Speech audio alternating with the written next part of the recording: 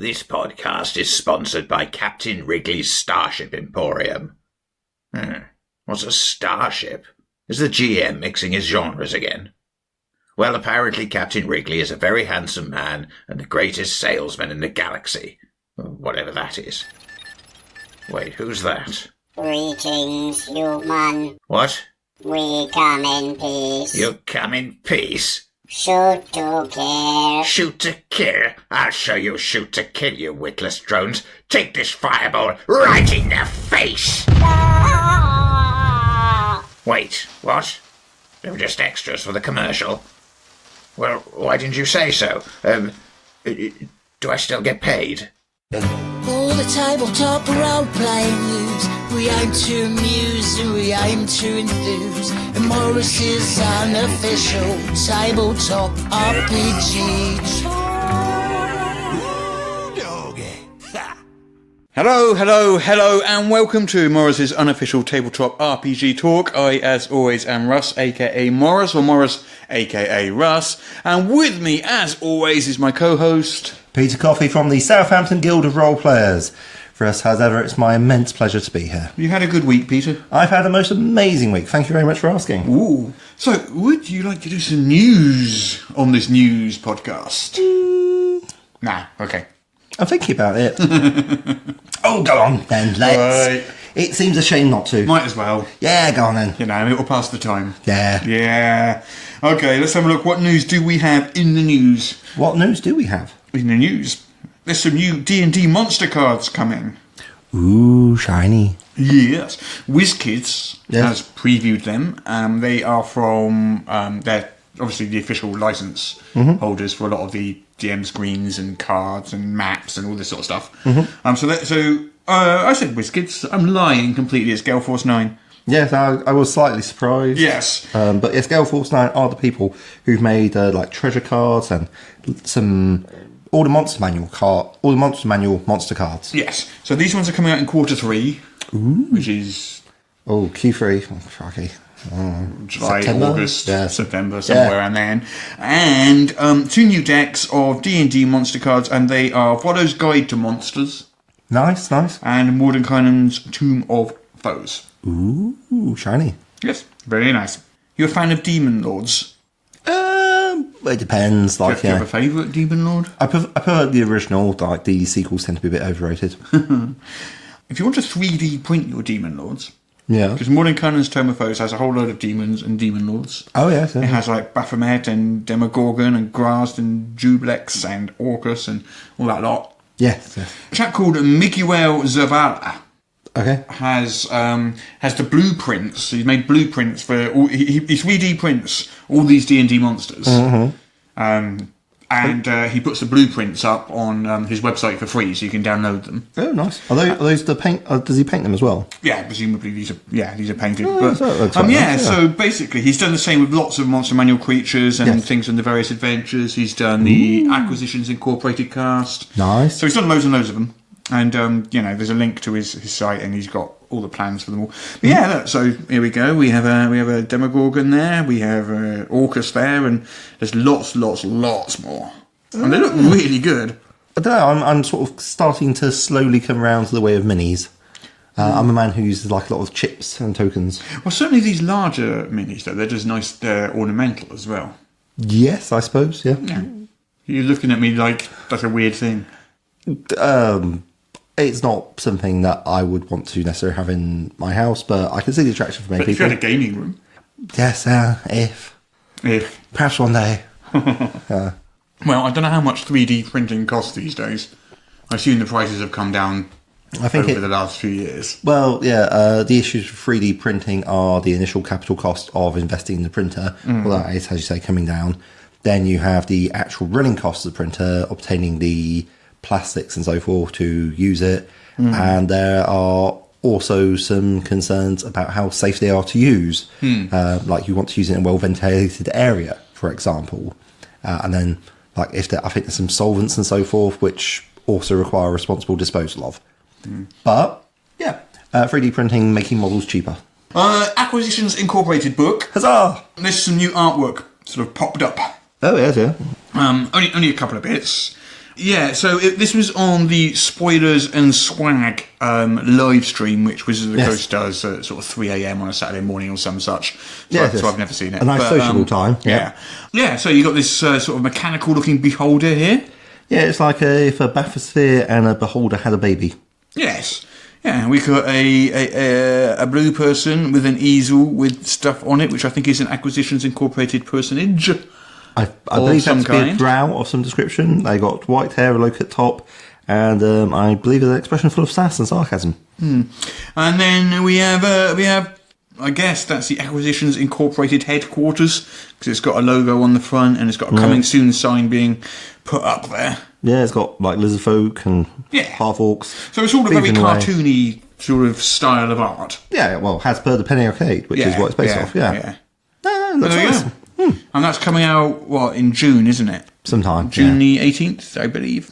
Indeed, we shall have to wait and see. Yes. This is a Kickstarter. If I do this Kickstarter, that then therefore means we can't put it in the Kickstarter game. But it's done really well and it's really interesting. Is it the Lancer Kickstarter? Yes. Yeah, You knew about it already. It's sufficiently exciting for people that people are like, oh, have you seen this Kickstarter? Yeah. I'm like, yeah, right. Well, there we go. We might as well. Okay, yeah. So it describes itself as having narrative character-based stuff, but tactical mech-based stuff. Mm-hmm. So it sounds like it's kind of two systems fused together. Yes, in some RPG kind of way. come war game. Yeah. And basically like a Mech Warrior game, which is... Yeah, or like a Battletech game. Yeah. I don't really know the difference. I'm sure it's very important to many people. Daryl made a nice video about it. Did he? Oh, good. I shall go and have to look at that. Yes, I think he did. Yeah, I think that was his book. Yeah, he did do one. Did he do it about Mech? Was it about Mech Warrior versus Battletech? Or I think it was covered in it. Oh, okay.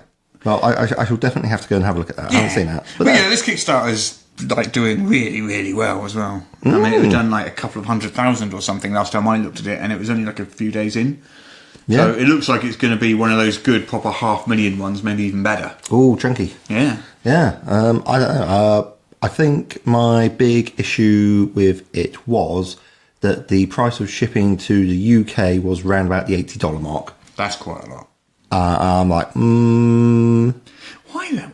Why? No. Just for a book? Yeah. As I recall, I was looking at it, I was like thinking, oh, okay, this is something I could plausibly get into. That's odd. $80? That is, as I recall, I was talking to my mates online and they were saying, oh yeah, look at this. I was like looking at it like, going, oh, okay. Oh, because it's by the person who does Kill 6 Billion Demons, which is an amazing comic strip, which I absolutely love. It's sort of like Hinduism meets heavy metal fantasy is like the closest way I can describe it without devolving into complete incoherent frothing fanboyism. It's very, very, very much love that style of artwork. But yeah, like I say, they're throwing out $80 for shipping to the UK. I'm like, I don't particularly want a PDF that badly. I might just pick it up when it comes out. Hello, your editor Daryl here. I checked while editing, and it appears that the Kickstarter has updated their shipping costs. Shipping to the United Kingdom, as well as Canada, the European Union, Australia, China, Hong Kong, and Japan are all a flat $25. Domestic United States shipping is $12. Shipping to New Zealand is $27. Switzerland and Norway is $45, and the rest of the world is $51, and that is in US dollars. But no, as I say, looks very exciting. Like mechs moving around, bit of freeform narrative outside of it, and then you can concentrate on big robots hitting each other. Yeah, which, as you know, I'm a big fan of. Yeah. Star Trek. The next news article is about some Star Trek miniatures. Oh, okay. We're fairly mini-focused today. Yeah, so far, yeah. So these are from Modifius for their Star Trek Adventures game. And they've got 2 sets coming out in July. One is called Iconic Villains. And that has Khan, the Borg Queen, Q, Locutus of Borg, Goldie Cat, Law, General Chang, and a Gorn Captain. Alrighty. And the other one is called Landing Party. And it's 10 original series uniformed crew members, both male and female versions of an Andorian, a Denobulan, a Tellarite, a Vulcan officer plus various others. Yes, all wearing red shirts, I'm sure. The thing with these miniatures is they're a bit large. They're like 32mm. Oh, that is a bit odd. Yeah, and most of them are 28 these days. Well, that's half a mil bigger than I'd expect to see, to be honest. Odd choice. 4mm bigger than I'd expect to see. I'd expect to see 28 and Half a 32. centimetre, yes. Half a centimetre, yeah. So they're quick, and just in all directions. So when you stand them next to a regular one, it actually looks quite large. Mm-hmm. And also, they come unpainted, which obviously isn't a problem for most people, but I am not a miniature painter. I never will be, and so therefore I don't buy unpainted miniatures. Seems legit. Okay, what do we have? We have got D&D Selfie. Oh, fantastic. Do you want to talk about that? Well, I don't know a huge amount about it, but as I understand it, Yes. there was a Saturday Night Live sketch which I haven't seen because Saturday Night Live, I understand to have been a TV programme that was funny sometime in the 80s. And is also shown in the United States of America, which is where we are not. We are not in the United States of America. That is very true. So I suppose you could pirate it, or probably find it on YouTube, or some other nefarious means, but That seems like a lot of effort to go to for a sketch comedy show. yes, it is not immediately accessible to you. No. Yes. And therefore, I have other things to do with my time.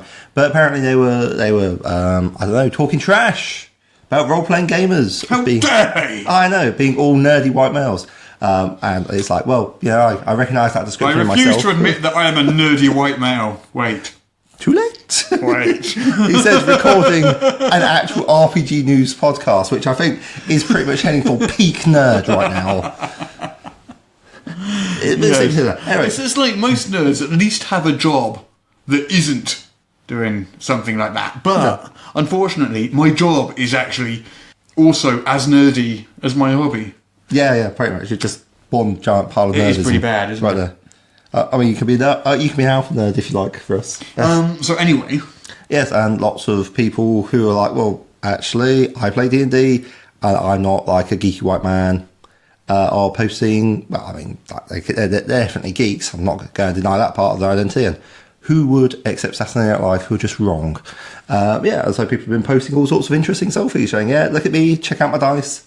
It's been like quite Dungeons and Dragons based, but yeah, that's right. the hashtag is D&D selfie. Yeah, pretty much. But as we discussed on a previous podcast, not 1 week ago, that actually D&D and RPGs are much the same. And damn it, I'm not letting them steal our thunder. And anyway, D&D is now self-aware and announces itself. D&D is watching you. Anyway, that's neither here nor there, Russ. Yes. So we'll stick a link in the show notes. Oh, okay. Here we go. Apparently we're doing one ourselves. We're doing a as well. selfie. Quick, pout, Russ, pout. There we go. I pouted. Thank you. I'm going to regret that because that's going to appear on the internet for all to see. Marvellous. Let's have a look. Let's have a look at the picture. How bad is it? It is super bad. Okay, here we go. I look better than you at least. Yeah, well, you do have that going for you. I'm just like mostly neck. It's not an edifying selfie, but this is when you're like saying, "What in the heck was that thing on Facebook?" Okay, so we'll put 2 selfies up. One of them will be like the terrible duck face selfie, and that's entirely my responsibility. And the other one is one my phone decided to take, where I lifted it up to a certain angle. I didn't tell it to take that selfie. It was just like, it heard us talking. I was like, yeah, selfie time. Oh, I'm going to put this angle. Time to take one. I'm like, okay. Shush. Yes, Russ. Anyway. What else do we have in the news? Oh, what else do we have in those? Catalyst Game Labs has released several limited edition Shadowrun products celebrating its 30th anniversary. Good times. You could have, Yes? should you wish, a lapel pin with a Shadowrun logo on it. With the XXX of the 30th anniversary, XXX being 30, of course. Yes, in Roman numerals. I am fluent in Latin. And with Est 1989 underneath, rendered in lookalike neon design. And that will only set you back $9.99. Oh, okay. I was expecting you to come out with some ridiculous number, but that's actually quite But I will sell one to you for $99.99. Well, thank you, Russ. You're a real pal. There's also a Shadowrun executive dice set. Oh, yeah, sir. You get 6 Shadowrun dice. I think you need a lot more than 6 dice to play Shadowrun. But anyway, and they've got the classic skull logo for the 1. Perhaps they just mean 6 buckets. 6 buckets of dice. Yeah. And the current Shadowrun S logo alongside the 5 and 6, and cyberpunk designs around the 2, 3, and 4. Okay then. So $29.99 for 6 dice. Yes. Or $59.99 with a limited edition carrying case for your 6 dice. You must have for people who are really into Shadowrun. So Daryl, for one. Yes. Hi, Daryl. And finally, Yes. there's a bunch of Shadowrun 5th edition source books. Ooh. They've been printed in a limited edition red faux leather for $49.99 each.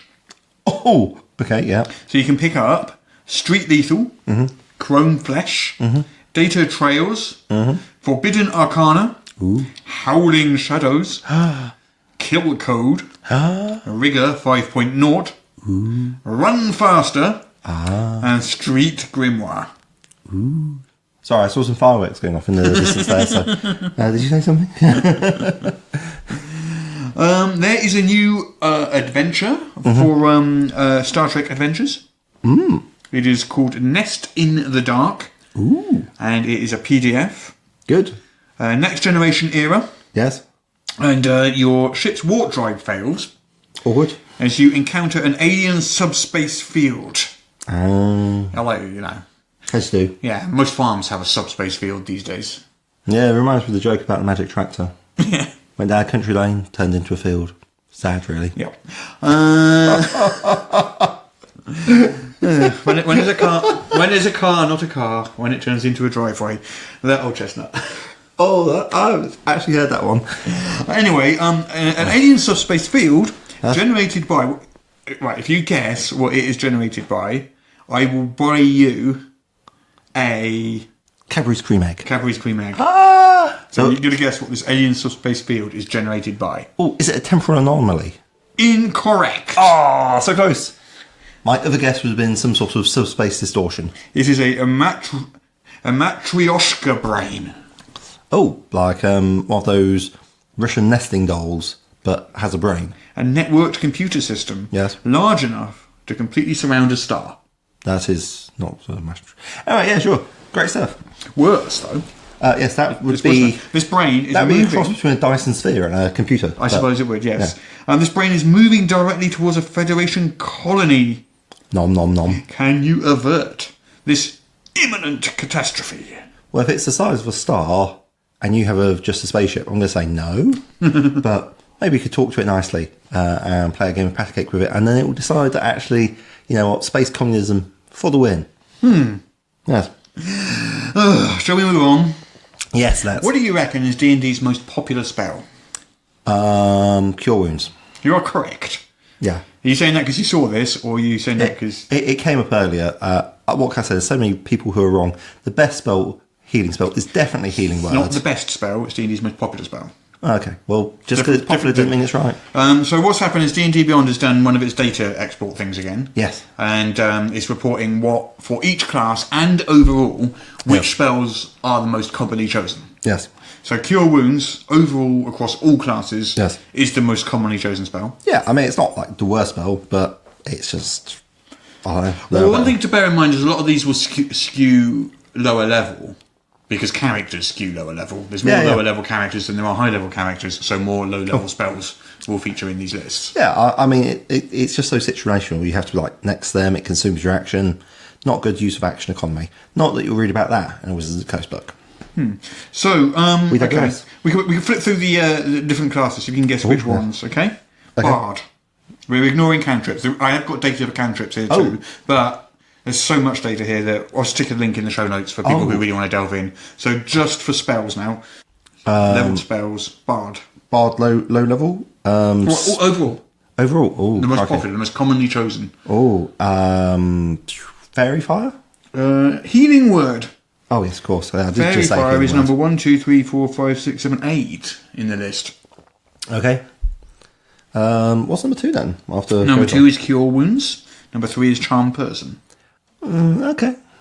Cleric. I'm hoping Healing Word. Healing Word is number 1, correct? Yes. Marvellous. And then Cure Wounds. That's number 3. Oh. So what's number 2? Oh, Bless. Guiding Bolt. Guiding Bolt. Bless is number 9. Wow. Okay, that's certainly a choice you could make. Bless is a really good spell. Like upcasting it at level 3 has not been a waste of a spell slot on my Saturday game. Yeah. I'll tell you that. Well, bear in mind, this isn't an analysis of the potency of these spells. It's who has chosen what. Yeah. So, no, I can see that. Oh, Okay, Druid. Oh, Healing Word? No, they don't. Do they get Healing Word? Yes, they do. Okay, Healing Word. Healing Word. Healing Word is number 2. Cure Wounds is number 1 one. again. Basically, if Cure Wounds is available to a class, it will probably be number 1. So number 3 then, what would number 3 be? Oh, I would hope for Entangle. Yes. Good old Spot Entangle. on. You get Yeah. 3 points. What about for the Paladin, as I like to call it? The Paladin. The Paladin. The Paladin. The Paladin. Yeah, It anyway. really annoys me when people call it Paladin. It's Paladin. Anyway, moving on. Well, it's easy pal, he's a lad. He's in there, what can you say? So number 1 obviously is going to be Cure Wounds because it's... I now have a sort of vision of Aladdin in a suit of armour smiting evil. And really, he's a paladin. No, not Aladdin. Aladdin's pal. Paladin. Oh, so you're thinking the monkey. Oh, would he be adorable? You're in a like little Superman's suit? pal, Jimmy Olsen. Oh, yeah, yeah. Aladdin's pal, Paladin.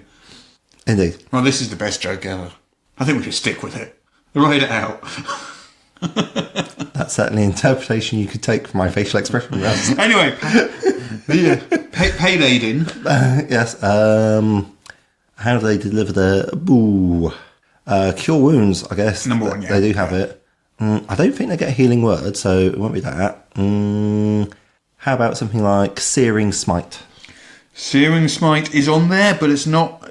It's at number 8. Ooh, Bless. Bless is number 3. So what's number 2? Crikey. Protection from Evil and Good? Shield of Faith. Shield of Faith, of course it is. Oh, Okay. that's what I'm thinking. I should hang up my optimising boots. What about the Ranger? Here, You know Ranger. I'm going to do this with all of them now. Well, it seems to make you happy and Simple pleasures. simple minds. So the Rangers. Top 3 spells. Hunter's Mark. Yes. Cure Wounds. Yes. What's it? I want to say Pass Without Trace. Yes. Oh, Top 3 in order. There we go. Wow. And maybe you actually are a Ranger. I resemble that remark. just I'm wearing a shirt.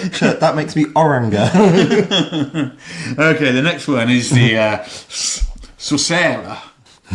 Has made famous in Silence of the Lambs by Hannibal Lecter insisting that he wanted a plate of fava beans and a chilled sorcerer.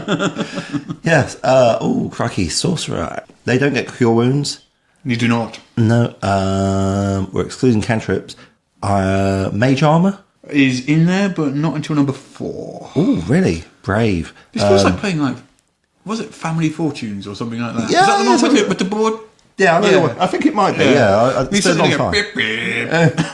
Hey, I'm on the board. I didn't get off it. Shield. Shield is number 1. Damn straight. It's sort of useful. Please don't hit me. Number 2. Oh, number 2. Crikey. Magic Missile? Yes. Yeah. And then number 3. Oh, crikey. Absorb Elements? No, you had it right there when you were going buh. Blur? No, buh. Oh, Burning Hands. Hey! Really?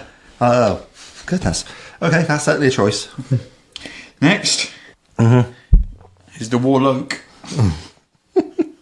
Well, Hex.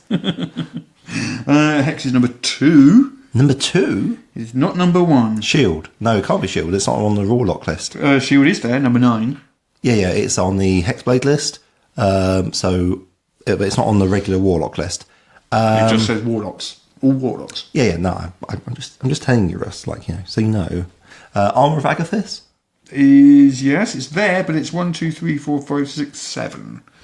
Oh, Charm Person. It is there, but it's number 4. Good. You haven't got any of the top 3 yet. No, that's interesting. Did I say Shield? You I didn't, did. but it's number 9. Oh yeah, Shield is number 9. Oh, of course, yeah, because I was still wrong. Still wrong. Moving on. Right. Warlock. I don't know. They don't even get mage armor. It was not Hex. Hex was number 2. Darkness? Darkness is not on the list. Oh, well, there we go. Oh, crikey. Shall I just tell you? Yeah, please. Number 1 Yes. is Hellish Rebuke. Okay, yes. Number 2 Yes. is Hex. Yeah. Number 3 is Misty Step. Ah, yes. No, fair enough. Okay. Now the big one. Yeah. The Wizard. Wizard. The Wizard. So what are the top 3 spells of the Wizard? Mage armor, shield, misty step. Mage Armor is number 3. Oh. Misty Step's not on there. What? And Shield is number 2. Wow, okay. So basically you've got number 3 then number 2. Yeah. You just need number 1 now. Wow, okay. I said the order on which I picked them. Well, you put them in reverse order. Yes, I suppose I did. No, misty step I picked as number 3. I picked mage armor at first. That's pretty important. I guess magic missile? Yes. There we go. Magic Missile. Magic missile, yeah. Okay then. Last one. Yes. This is a bit of a cheat. Well, The Artificer. Or how do I pronounce that? Artificer? Artificer. No, Artificer. You had to put a pause. No, anyway. Artificer. artificer, you say. Artificer, that'll do. There we go. I don't know. Don't know what the spell list is. Still playtest. Cure Wounds, Arcane Weapon, Identify. In that Nice. order. I think I've been the beneficiary of Arcane Weapon because in my Wednesday game, someone whacked a +1/+1 on my two-handed sword, and my barbarian has been very happy about that. Wrecking everything. It's been brilliant. Okay. You know Mega Games? Yes, You're very aware cool. of Mega Games? I played in Mega Games. Yes. We've got Mega Games in Southampton. We've got Mega Games in Southampton coming out on the 9th of November. So White Wolf Yes. has announced a new Vampire the Masquerade Mega Game. Oh, yes. Do you want to explain what a Mega Game is to those listeners that might not know? Mega games are interesting. They occupy sort of the conceptual space between a tabletop game, a role-playing game, and a live-action role-playing game. So you have often round about 40 to 50 people, can be bigger, not often that smaller, and they are all split into teams, and they are making decisions, making deals, talking to each other, all based around a common system or world that's been presented to them. It's quite an experience. So the Mega Game concept Yes. was created by, the term was created by a guy called Andy Callan in 1980. Yes, I suppose I can sort of see that could be a thing that could be said. They are descended rather more accurately from military training exercises. But has the term, I mean. Oh, yeah, sure. If they're the first person to actually use the term mega game, absolutely, yeah. So this particular Mega Game is being developed by Ben Canalos of Everything Epic. 4 to 32 players. 4 to 32. 4 to 32. 4 is not a mega game. Well, that's whatever. a game. Yeah. I believe you. Okay. There's going to be a Kickstarter for it. Okay. It's planned for June. Okay. If successful, the game is going to be out a year later. What's it called? Blood Feud. Oh, well, then you said both those words properly. Blood Feud. Blood feud. Blood Feud. Bloodfoot. Did you know that this month is the John Carter of Mars month? At least according to Modifius it is. I did not know that, but John Carter of Mars is a lovely property. Very keen on that. So they've over the next month, or the month that we're in, the Modifius is having a slew of content releases over the next few weeks in celebration of their John Carter of Mars month. Like their 2D20 stuff. Yes, yeah. So obviously it's a pulp action adventure RPG, which Marvellous. I'm sure everybody knows. So included amongst the things they're doing over the next month. I mean, John Carter of Mars being like, what's it, Edgar Rice Burroughs, I believe. Edgar, whatever. Anyway, ERB, yeah. Anyway, the point Wrote B all these books. is over the next month. Yes. Modifius Yes. are releasing a live play video of John Carter of Mars being played from Modifius HQ Bum, bum, bum. with their fabulous GM Virginia at the helm. I'm Excellent. assuming her name is Virginia and she's at the helm, and her name isn't Virginia at the helm.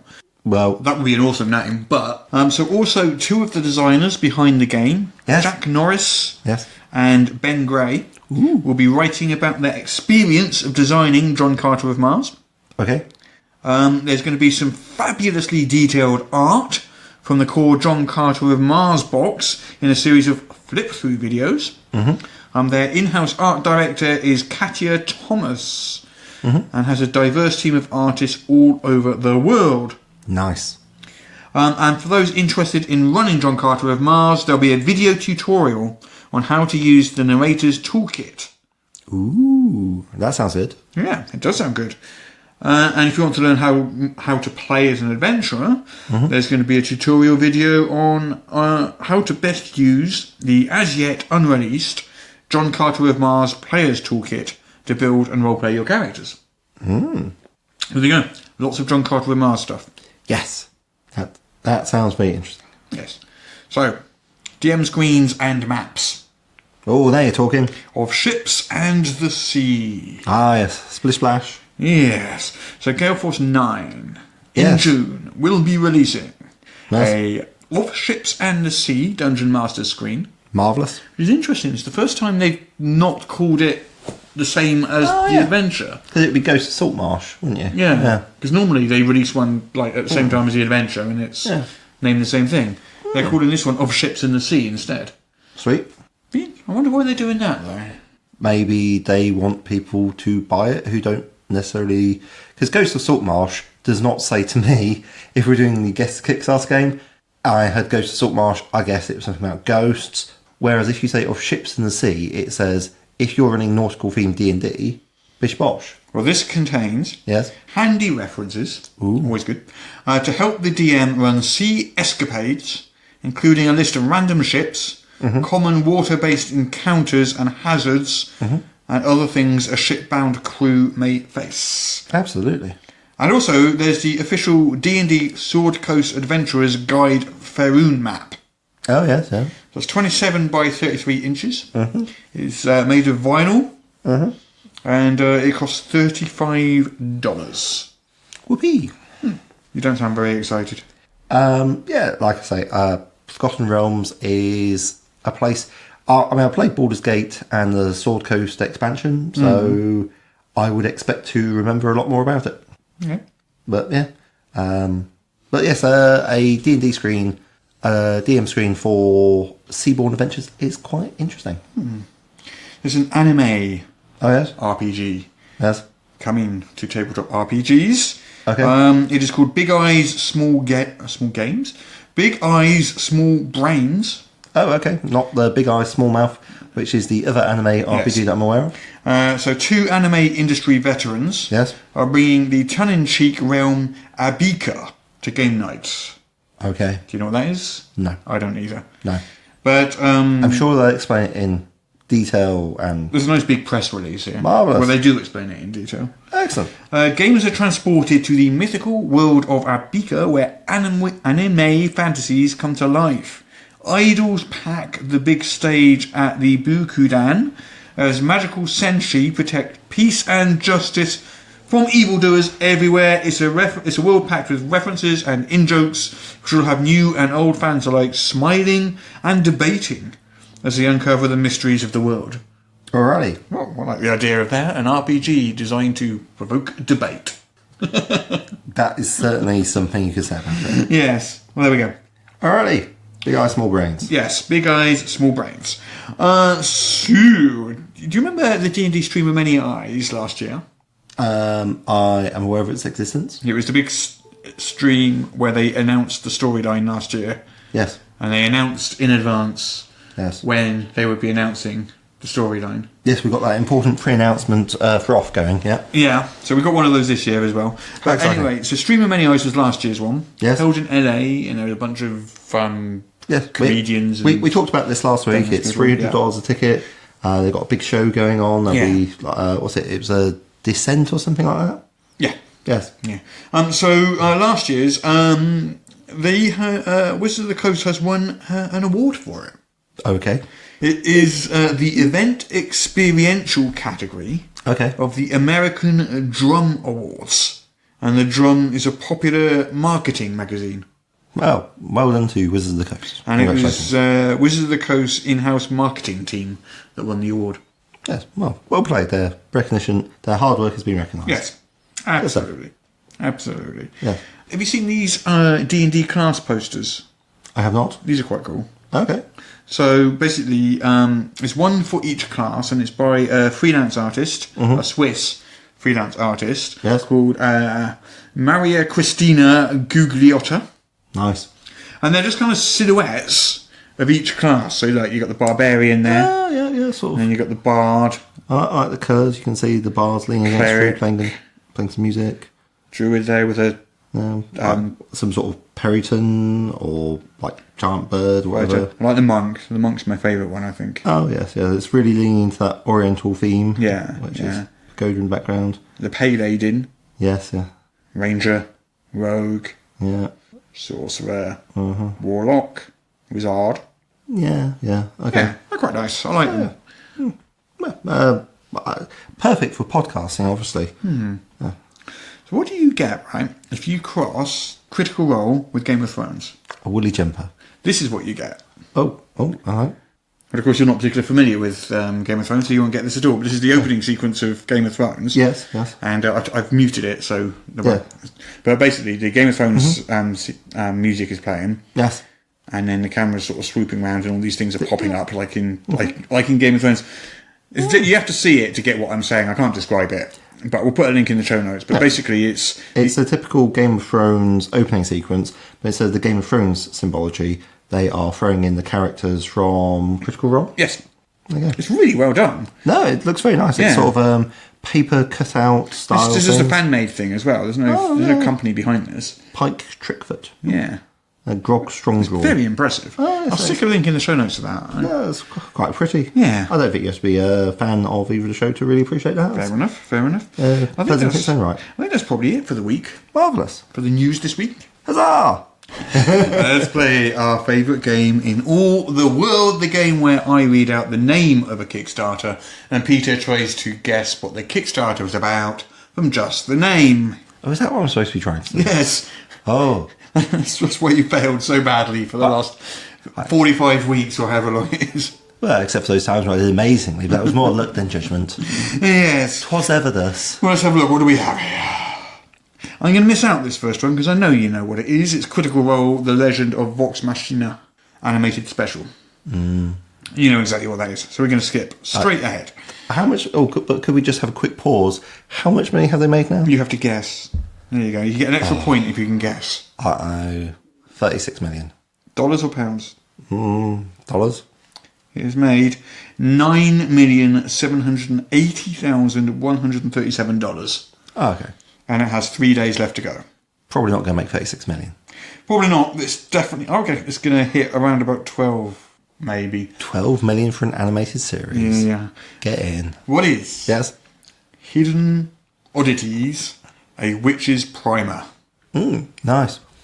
I'm hoping it is some sort of source book to give you lots of interesting ideas for MacGuffins and spell foci and ingredients and just all the sort of real full-on Eye of Newt, Mandrake Root, Wing of Bat, all that sort of jazz for game systems, and like give you ideas about how to use them in games.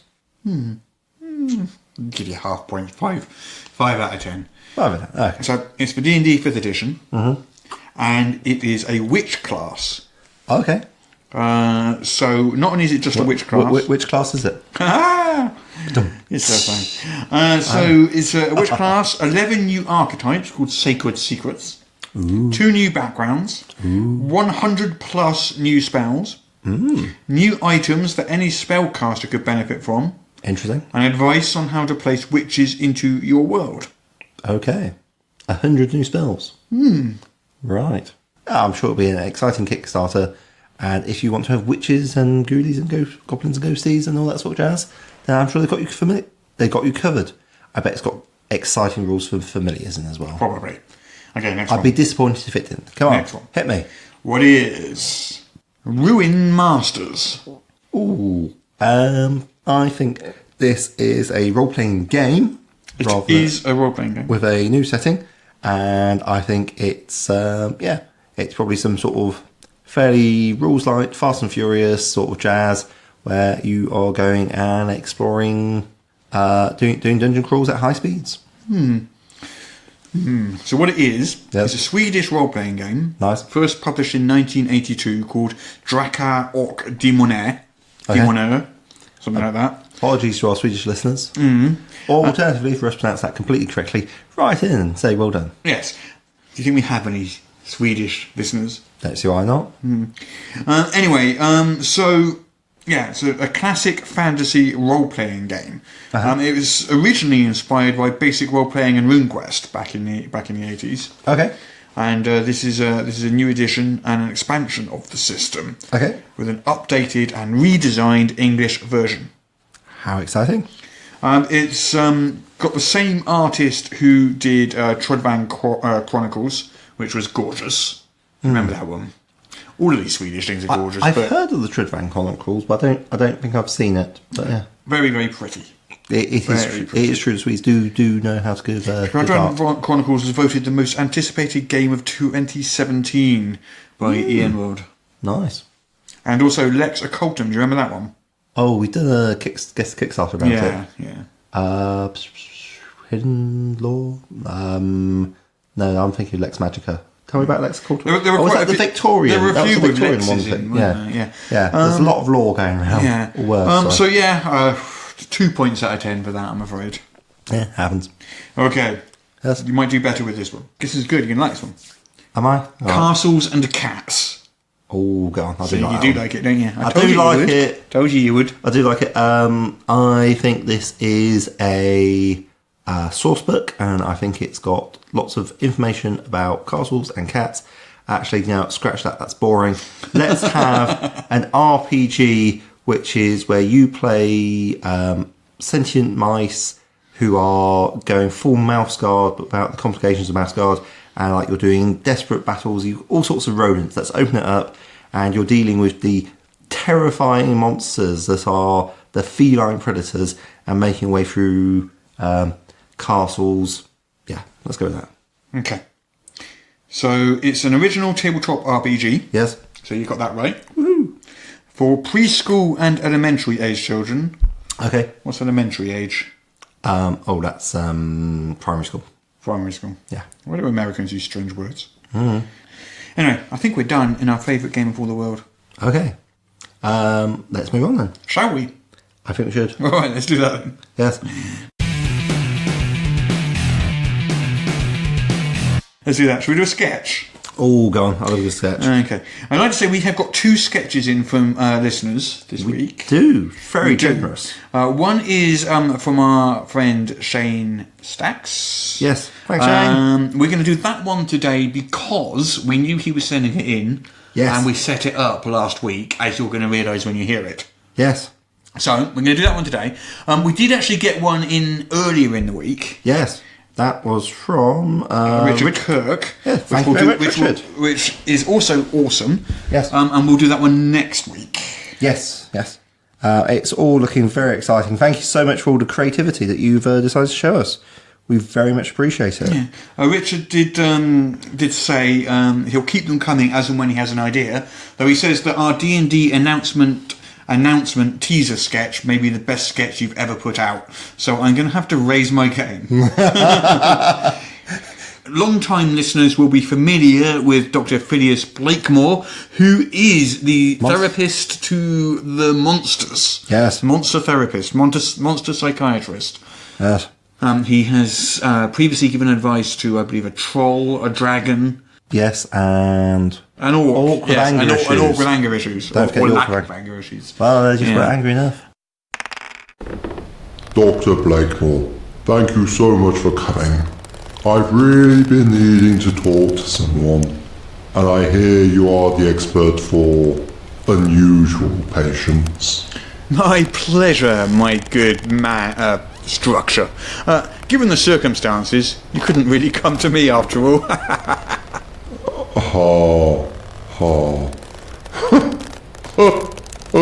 Intriguing. I didn't expect this much emotion, given your rather,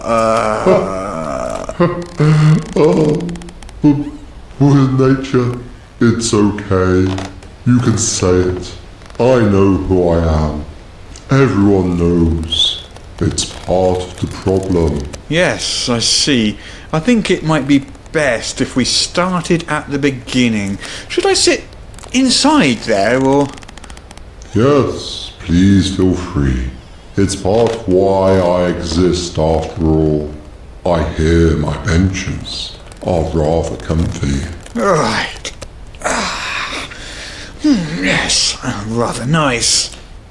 And you didn't even make an honest pavilion out of me first. Shocking, Doctor. What? No, it's quite alright. Just having a spot of fun. See, you rather got me, I suppose. Gazebo humour, you know. As long as we're so intimate now, you may as well call me Gaz. As you wish, Gaz. So, tell me your problem, from the beginning. Right, let's see. These are my lord's lands. He had me built as a nice spot for his subjects to rest and enjoy the view on a lovely jaunt about. It is a rather nice garden and view. Oh, thank you. My family is very proud. Or rather, were proud.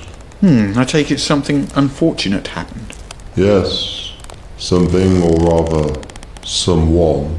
I see. Adventurers, Doctor. Oh dear. Adventurers crossed my lord's lands and spied me while doing so. So they, took a rest? They might have, Doctor, if not for that so-called paladin, somehow mistaking me for a big-eyed monster from some random encounter table. Oh, I'm sure the adventuring party itself was fine. No worries there. Even the worst murder hobos don't stack everything. Hey, it's a gazebo.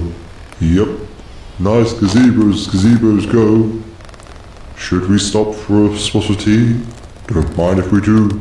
This is what one would expect, but he was among them. Eric. I see. Eric. The dread Eric. You see, that is as he's known to us pavilion folk now.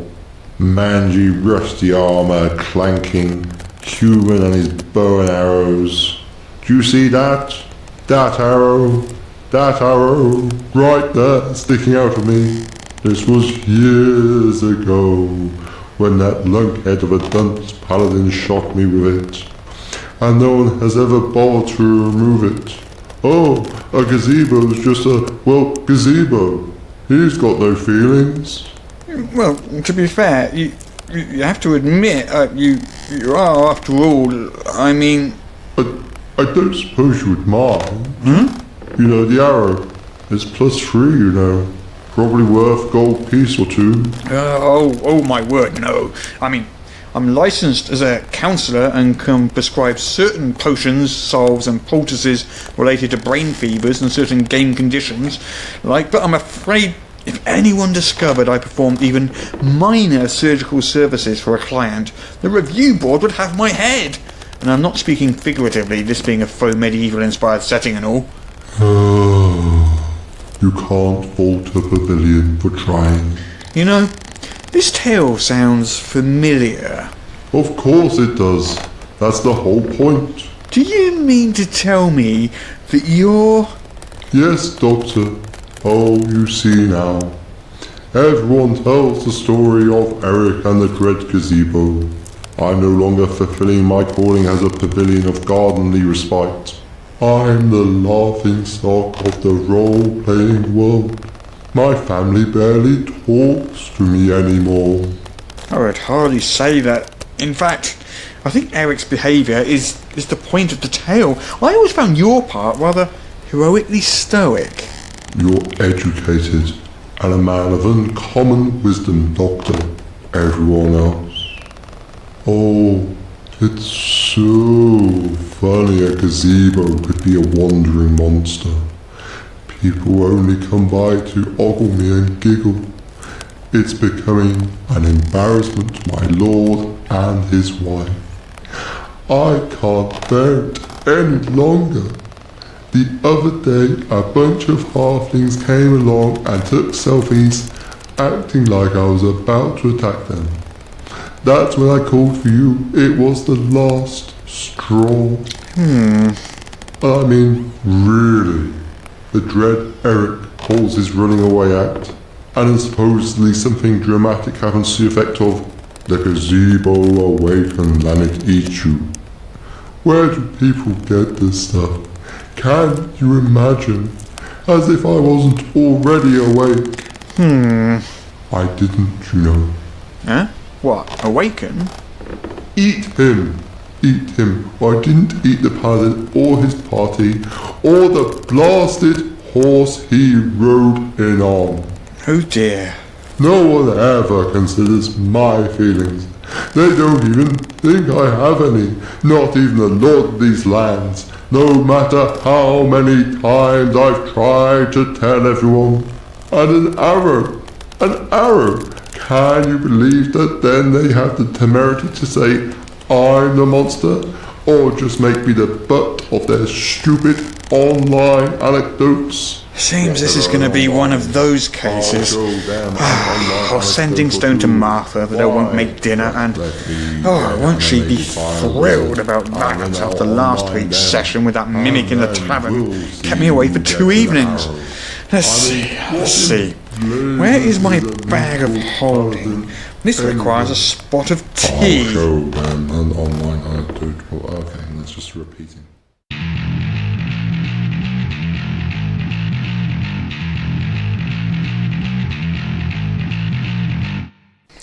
So, Russ, what shall we talk about this week? You know, I was over at Dunwater the other day. Oh, yeah. Do you know what I spotted there? What did you spot there? Danger. I spotted some danger at Dunwater. Bum, bum, bum. Wait, where is Dunwater? That's not a local place. I have been bamboozled. So what I am, of course, talking about is Dungeon Module U2. Danger at Dunwater. Danger at Dunwater, which is the sequel to The Sinister Secret of Saltmarsh, Bum, bum, bum. which we looked at a couple of weeks ago. That's an alliterative name. I love it. It is. Yes. So it follows on directly because it's the second in the trilogy. Yes. The last one is Module U3, The Final Enemy, which we'll look at some other time. Yes. But today it's Danger at Dunwater. Mm-hmm. Are you excited? I'm super excited. I can tell you're excited. Yes, absolutely. So the reason we're looking at these, of course, is because in the upcoming Ghosts of Saltmarsh, Yes. These 3 adventures are going to be found within that book, updated to 5th edition. I know. Possibly changed, possibly expanded, who knows, but we're talking about the original modules upon which those will be based. Yes, it's 2nd edition goodness. 1st edition. 1st edition? Wow, I'm just out of date, aren't I? There you are. I am. Yeah, I should totally run these in Savage Worlds. You could run these in Savage Worlds. And why not? You could try running them in 1st edition just for a laugh. I could. That's the thing I could do. But anyway, certainly if I said I'm running a game of Dungeons and Dragons at my club and was not running 5th edition, I think they would actually take me outside and shoot me. If it was new players, they wouldn't know. I think they might guess. How would they guess? Because I'd be holding some very old documentation. I'd be like, that doesn't look like a player's handbook. It doesn't. It has player's handbook on the front cover of it. If it's not... Yeah, sure. Why not? Anyway, we digress. Anyway, Danger at Dunwater. So I've got some sort of merman on the front cover. Also, we should say before we start, Yes. spoilerific. Oh, so many spoilers. Like the previous adventure, it has a twist in it. Yeah, if you want to play the Ghosts of Saltmarsh, we should probably mention this like about 20 minutes ago, but how, major spoilers for Ghosts of Saltmarsh, the upcoming D&D product, we assume. And Should also... we do a quick recap of the previous one? Just to remind people. Well, actually, that's one of the good things about it, because the very first part of the module is they do a little synopsis about how the Town Council of Saltmarsh, which, as you will recall, you were expected to generate entirely on your own. And the map of Saltmarsh. And the map of Saltmarsh. Which is an instruction this module repeats. Oh, yes, yes. Yeah. So, like, I suppose you could... So Saltmarsh is really everywhere. Yeah. So in the Sinister Secret Saltmarsh, there was a haunted house. Yes. Turned out not to be haunted. Turned out to be an illusionist making haunting sounds in order to frighten the villagers away from the smugglers who were using it as a base of operations. Yes. And then, classic Scooby-Doo. And then you discovered the smugglers were smuggling weapons to lizard folk, or lizard men as they were called back then. Yes. And via the Ghost, was it the Night Ghost, their ship, which was moored just off them. Yes, sir. Which you launched a aquatic assault on, amphibious assault on. Yes. Oh, yeah. Going full commando there. So this adventure fireball starts off after the end of the previous one, and these lizard men, which include female lizard men. Lizard folk. Well, they're lizard men in this. They become lizard folk in later editions of D&D when they realise. So the town council has realised that there's a load of lizard men nearby, near the town of Saltmarsh, and it looks like they're arming up and preparing for an invasion. Ooh, scary. And so they call upon the trusty adventurers who saved them last time, and ask these adventurers to go and check them out. Yeah. And so the adventurers do. Nice. So they trot off to the lizard man lair. Yes. And there's a big cave complex for which there is a lovely blue map. There is. It's very striking blue. Oh, goodness, that's... Ooh. They were all were blue like that back then. It was part of the printing method, I think, was how maps were done. So you always got these blue and white maps. Nice. I mean, we're looking at a dungeon that's on the scale of one of the levels from the Dungeons of the Mad Mage, quite frankly, just in the length and width of it. Maybe. I wouldn't say quite so much. Maybe. I don't know. Yeah, okay. I mean, yeah, it's like something like 55 foot squares, 250 foot by another, 200 foot? So, yeah. Okay. Yeah, we've got this dungeon complex with all these rooms and all this stuff like that. So it's an underground complex where the lizards have made their lair and their base of operations. Some sort of dungeon, you say? Some sort of dungeon, you say. And you've got various locations. So you've got barracks, and you've got like a throne room, and you've got shaman's quarters and all this sort of stuff in there. Now, there is a big twist, though. So you fight your way through the dungeon and you meet all these lizard men and all this stuff, and I think there's some giant lizards in there, and there's some manta rays and all sorts of different sort of semi-aquatic creatures. I'm seeing that there will be a bullywug ambush. So on the way there, yes, you get ambushed because, so there's 25 bullywugs. I remember seeing this. So there's 25 bullywugs you get ambushed by. That's a lot of frogs. Now, if you remember, the first adventure was for 5 to 10 PCs. Yes. This is also for 5 to 10 PCs. Okay. So it's like between 5 to 2.5 bullywugs per person. Yeah. That's a lot of fighting still. That combat's going to take several sessions. Yeah. So you get ambushed by bullywugs on the way there. Then you get to the lizardmen's cave complex. Yes. And you go into there and you start poking around and killing lizardmen and all that sort of stuff and taking their stuff. As one does. Traditional murder heroism. And then the twist happens. Ba, ba, ba. The lizardmen aren't the bad guys. Oh, so that and you've we're been the bad kidding guys. them. So the big twist is when you finally so there's a minister, a lizard man minister in there, which is the first clue. When you go in there, he's reading books on diplomacy, and he's like, he doesn't fight you, and if you kill him, he doesn't resist. Like that. So pacifist lizard man, saddest thing. And then when you meet the lizard man chieftain again, you can sort of find this out. And there's a few rooms where you go in there, and there's just like lizard men children, and.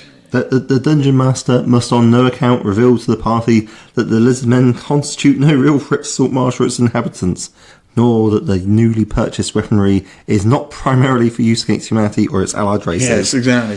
So the problem is, the dastardly Sahwagin, if that's how you pronounce that word. Yeah, the shock monsters. Yes. Yeah. They have driven the lizardmen away from their own home.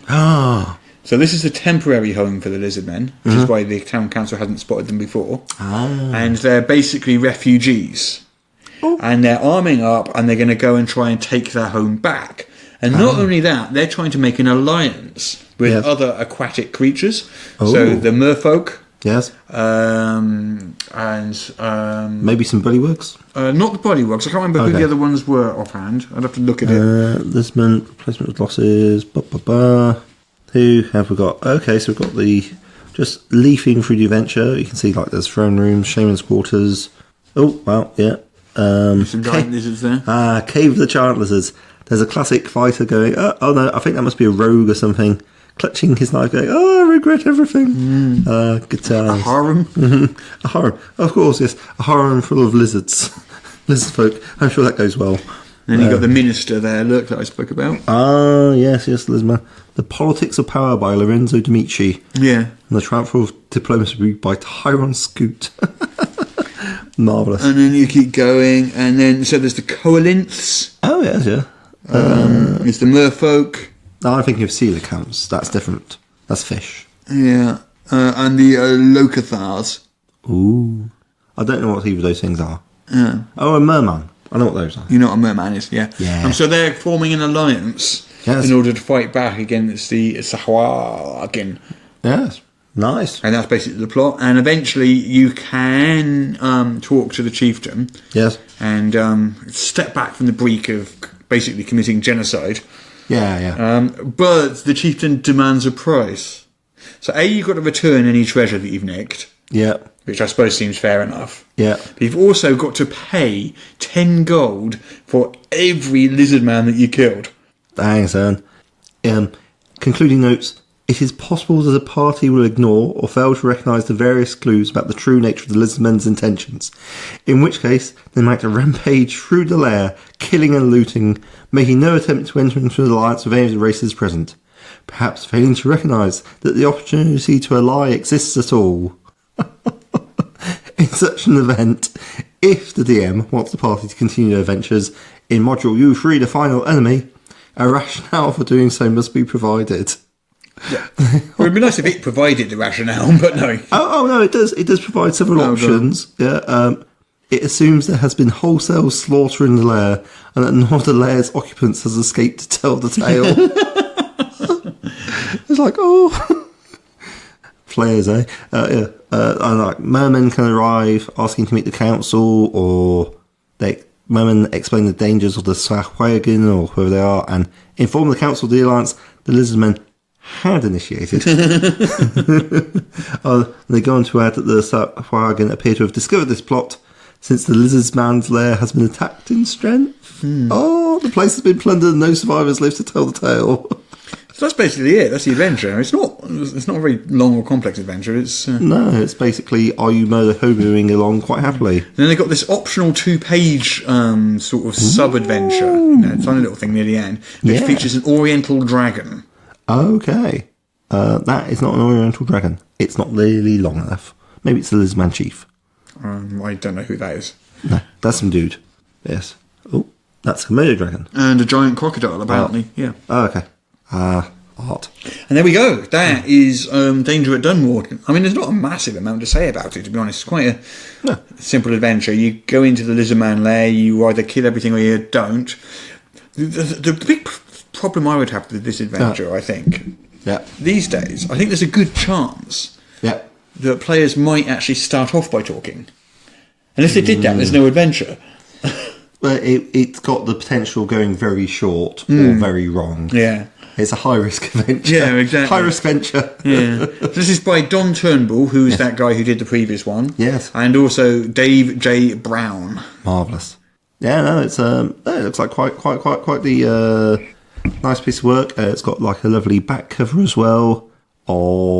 It's getting a bit busy. Some sort of lizardman trying to eat a magic user whilst being stabbed multiple times. I mean, quite frankly, looking at it through lizardman eyes, that's some poor lizardman getting mugged by some filthy humans or elves. Yeah. Keep your okay. And I guess we've got, what's that? An alternative cover here. I guess. Yeah. Okay. Interesting stuff. And this, of course, you were able to. This one you didn't actually have in your collection, but you obtained from Drive-Thru RPG. Correct. Yeah. What did you think of the whole Drive-Thru RPG experience? What's the main differences in your opinion between like a physical copy that you print out and like just purchasing it through PDF? I prefer to have the object, just because I'm a little bit of a collector as well. Yeah. So I would always prefer to have the actual original module rather than a printout or the PDF. And I don't really use PDFs that much. I find them hard to sort of scrolling through. Yeah, I find it quicker and easier to flick through a book than I do a PDF. Yeah, Even with bookmarks and all the different things that you can do with PDFs, I still find a book. As long as you know the book, it's still quicker to use the book in my mind. But indeed, like I think it's one of those things that more familiarity. I didn't actually properly step on the path of becoming like really into the rules of a game until I was actually doing an online game of Deathwatch. And as part of that, we were using the Fantasy Flight game, which did not have, let's say, the best index in the world. And since I was on my computer anyway, and had got a PDF of the game from Drive-Thru-RPG anyway, Control Find became my friend. And I was just like, oh, okay, well, I can't find it in the index, I'll just Control Find, and then blam. Well, for me, a lot of the time, basically, I'm going to be at a game table, so I'm going to be using an iPad or something like that. And with books, you can have more than one open at a time. With an iPad, really, you can only have one. You can have more than one PDF open at a time, but you still got to flick between them. And it's just easier when you just got two books open in front of you. Yes. So if I needed like a module and a rule book open at the same time, I just find that. Yeah. Anarchy. How's one to survive? Yeah. So I prefer the physical object like this. Yeah. And certainly it's possible to then do things like if you're running a fight. Certainly with things like the Adventurers League modules, they have the statistics of the monsters printed at the back, and because it's on like a piece of paper, you can just draw them out and then use the actual page there to run the fight off. So it's pretty nice. They've got a Scimitar +2 in here. Lucky you. Yeah, I know. That's in the Oriental Dragon layer, but still. Yeah. Pretty nice. Is there anything that really leaps out? I mean, the artwork is pleasant, but very varied in style. Yes, and it's all black and white, obviously, because it's an old module. Oh, of course, that's just like a relic of the time and so forth. What is interesting is how all the layout. I mean, this is before desktop publishing existed. Yes. So a lot of this would be physically laid out. Oh, okay, yeah.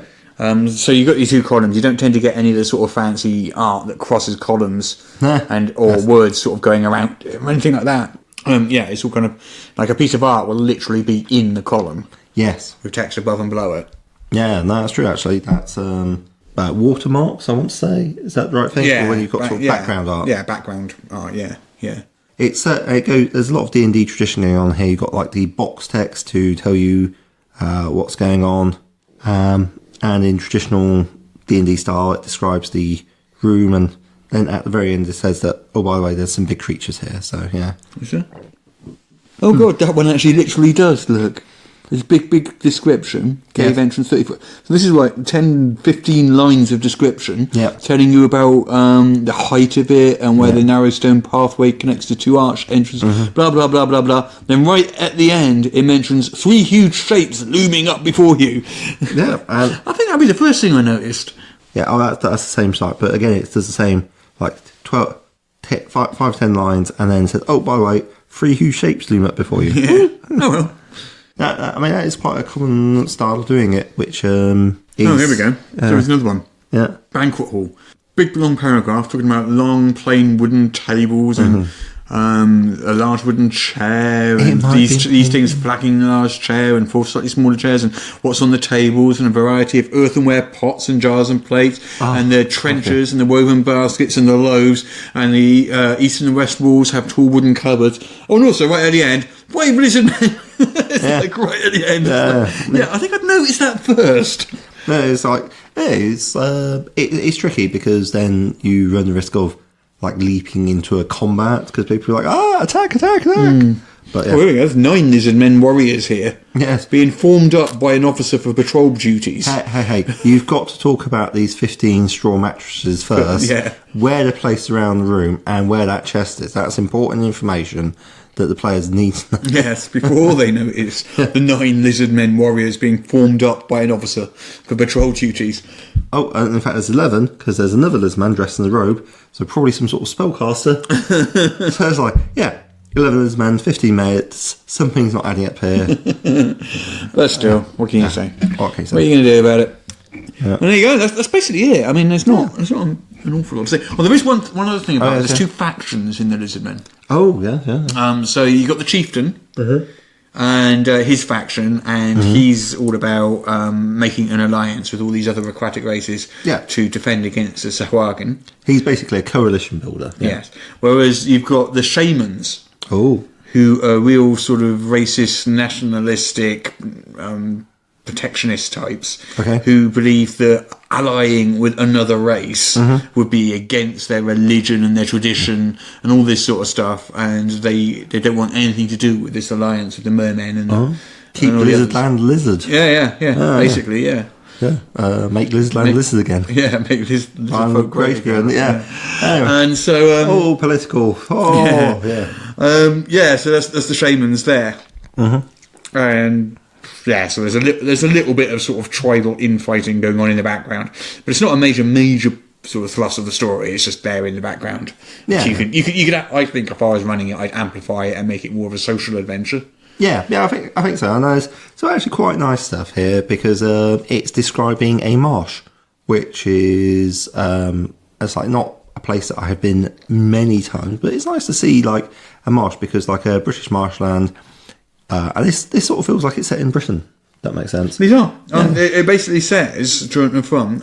Basically, the setting of this is pick any sort of coastal English fishing village. Yes, that's where this is set. Yeah. Okay. Yeah. I can see that. It's the description is very accurate to that. It's sort of I'm sort of recognising the place as opposed to it being sort of the it's not fancy America fishing village.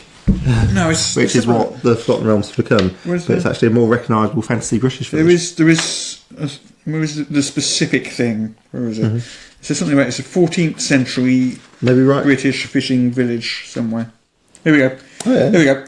In general, be guided by any small south coast English fishing town of the 14th century and with population about 2,000. Okay, so basically Southampton. Might be a bit bigger. No, Southampton's a bit bigger. Weymouth, maybe. Yeah, Southampton's a lot bigger than that. It's 10 times that size. Yeah. So in Portland. Well, I was thinking more places like... 14th century. What's Broadchurch? Oh, okay, yeah. That's exactly that. It's a south coast fishing town. Small south coast fishing... It's obviously a fictional one, but, it's a small south coast fishing town. Yeah, Broadchurch. If you're not talking about black painted timbers and whitewashed walls, then I think you're just probably doing it wrong. Well, it's pre-Georgian, isn't it? Yeah. Nice. Way older than that. Yeah. Well, I don't even know what it would look like then. I don't know. Watland Orb? No. My knowledge of architecture... I don't think it's that old. My knowledge of architecture is not great. Fair enough. It's like, I can spot a Doric and an Ionian column, but that's probably a bit too early. Yeah, and that is Danger at Dunwater, the second in the Saltmarsh trilogy. Yes, yeah. And we look forward to reviewing the final enemy at some point. Yeah, next week or the week after. Yeah. Okay, so I guess that's all we have to say about that, so we should probably wrap this up. I guess we should. In which case, it's been an absolute pleasure doing the podcast, as always. As always, please hop on over to our Patreon. Yes, please. If you could support us, that would be wonderful. And you'll hear an alternate version of our sketch. You'll hear lots of extra material which didn't end up in the final cut of the podcast. And if any of our patrons, wonderful, wonderful people that you are, have questions about role-playing games or things that you'd like to know, then please do write in and ask those questions. We are delighted to give advice where we can and where we may. And where we can't. We're still delighted to do it. We'll take a punt at it anyway. That's patreon.com/Morrus. That's MORRUS. And you can also contact us at morruspodcast@gmail.com. morruspodcast@gmail.com. Yes. I had it right, confused myself, and it all went wrong way. Yeah, well, thank you everybody for listening. You have been wonderful listeners, as always. Yeah, so thank you for listening, and until next week, I have been Russ. I've been Peter Coffey from the Southampton Guild of Roleplayers. See you next week. Bye-bye. Bye-bye.